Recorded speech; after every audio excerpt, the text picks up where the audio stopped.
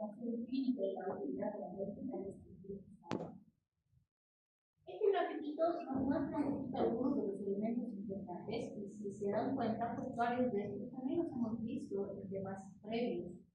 Entonces, por ejemplo, cuando hablamos de problemas a nivel gastrointestinal que están relacionados a la presión del esfínter esofágico inferior, hablaríamos de la enfermedad por reflujo gastroesofágico, muy conocida como gastritis o como, bueno, la población normalmente le dice gastritis, aunque sabemos que el concepto de gastritis o el diagnóstico de gastritis, de forma más teoría, es un resultado histopatológico. Entonces, clínicamente no podemos decir nosotros que el paciente tiene gastritis, podemos decir que tiene enfermedad por reflujo gastroesofágico.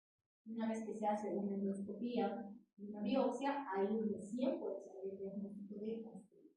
Sin embargo, esto también es para fines, si quieren, de manejo entre colegas, entre profesionales de salud, porque para que el paciente nos entienda, sí le vamos a decir gastritis, porque el paciente ya está familiarizado con ese concepto, ¿no? Entonces, que lo usemos para que el paciente nos entienda de qué estamos hablando, no, pero no debemos perder de vista que es un diagnóstico que se hace a nivel histopatológico, ¿sí? También tenemos situaciones donde pueden haber alteraciones del vaciamiento gástrico. Entonces, cuando hablamos de esto, por ejemplo, una de las situaciones en las que el paciente va a sentir molestias es en las gastroparesis.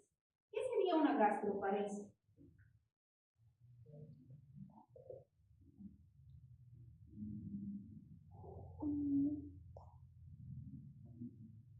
¿Quiénes tienen gastroparesis? ¿O qué nos referirá a un paciente cuando tiene gastroparesis? Es decir, quejará.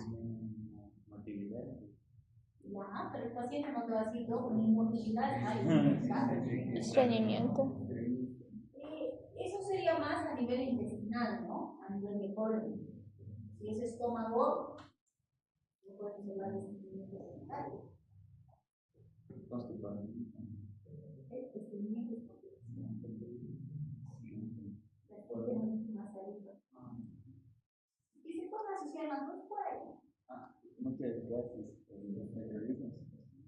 Esa vez el paciente nos va a decir, por ejemplo, Doc, ya no estoy cenando porque me está pesada la comida, ¿sí? O nos va a decir, ay, no, después de las 8 ya no como porque no digiero los alimentos, es como si se me quedaran en el estómago, ¿sí? O nos dice, pucha, no, he dejado de comer carne roja porque no estoy digiriendo bien.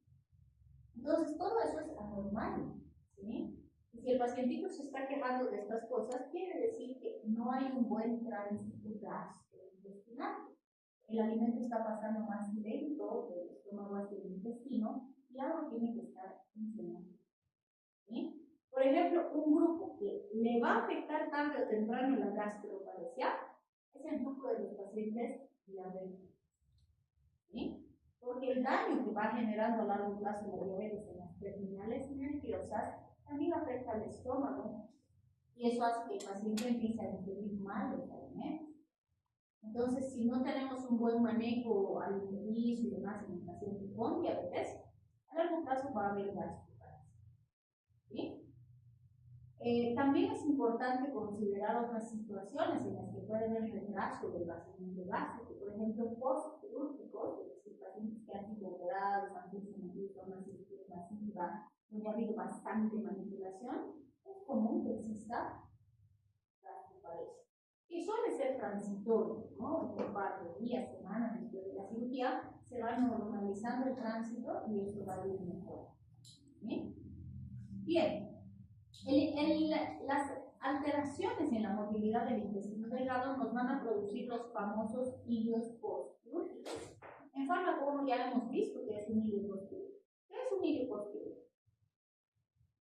Cuando decimos que el paciente tiene ilio postquirúrgico.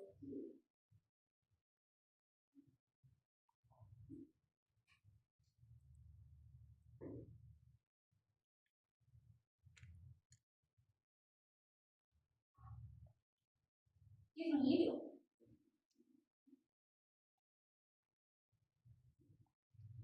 Se denomina ilio a una paralización de los intestinos.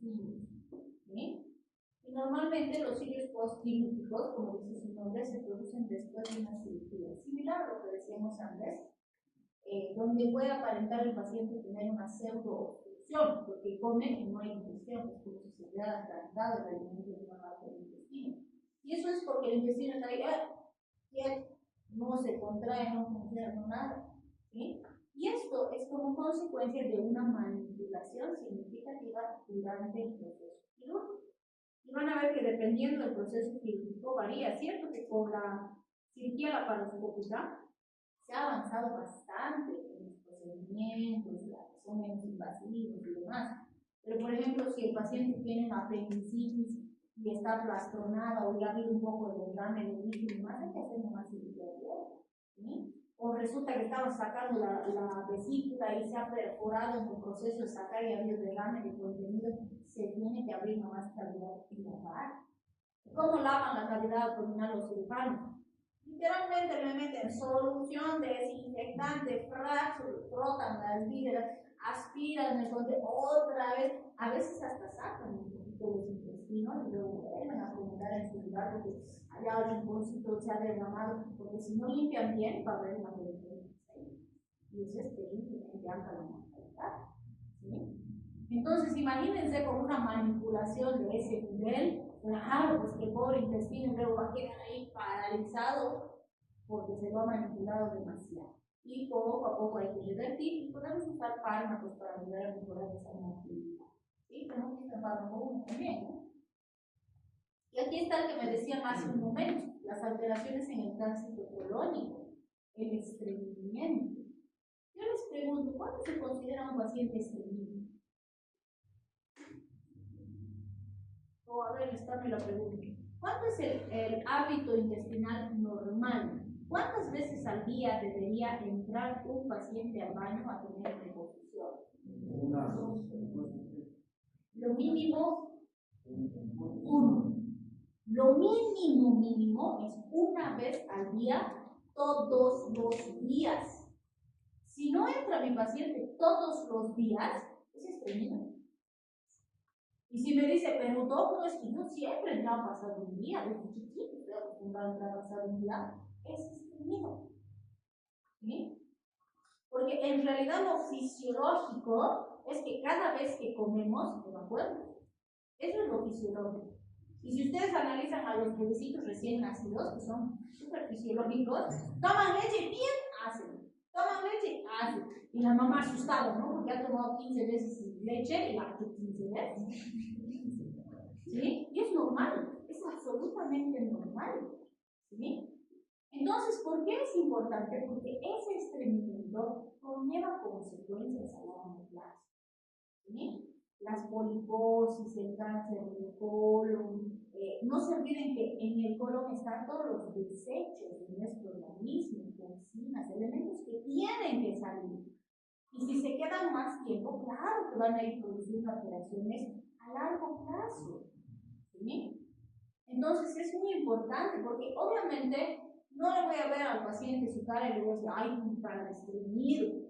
No, porque no se ve el estreñimiento en la cara del paciente. ¿Sí?